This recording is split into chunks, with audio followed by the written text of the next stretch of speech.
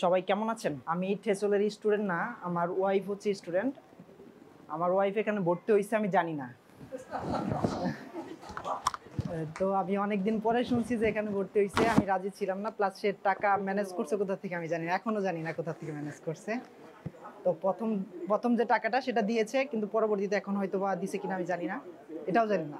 তো এখানে আসবো এটা রাজি ছিলাম না আমি। পরবর্তীতে সে হচ্ছে এখানকার যে আসার টাকাটা আমার কাছে খুব মানে কষ্ট করে বলেছে, সে খুব মানে বলতে চায় নাই, পরে বলেছে। পরে আমি ব্যবস্থা করে দিয়েছি। আমি আসার জন্য ইচ্ছুক ছিলাম না, পরে আসছি। এখন সে যখন ক্লাস করতো আমাকে কিছু কিছু ক্লাস শেয়ার করতো, তো আমি পক্ষে ছিলাম না। স্যার যখন কথা বলতো ভাবতাম যে অনেকেই তো বলে, স্যারও বলতেছে, আমি স্যারকে চিনতাম না টোটালি। তো যখন আর কি দু একটা ক্লাস করলাম, একটু একটু বিশ্বাস অর্জন হইলো। পরে আজকে যখন আসলাম টোটালি একদম ইমপ্রেসড। আর ইনশাল্লাহ আমার ওয়াইফের সমস্যা হবে না। তো ইনশাল্লাহ আমি ইভেন আমার আমার আশেপাশে যারা আছে আমি অবশ্যই রিকমেন্ড করবো এই কোর্সটা করার জন্য। আর আমি হচ্ছে, আমার নাম মনির, আমি শান্তমণি ইউনিভার্সিটিতে লেখাপড়া করছি। আমি একজন ইউআই ইউএক্স ডিজাইনার। ধন্যবাদ সবাইকে।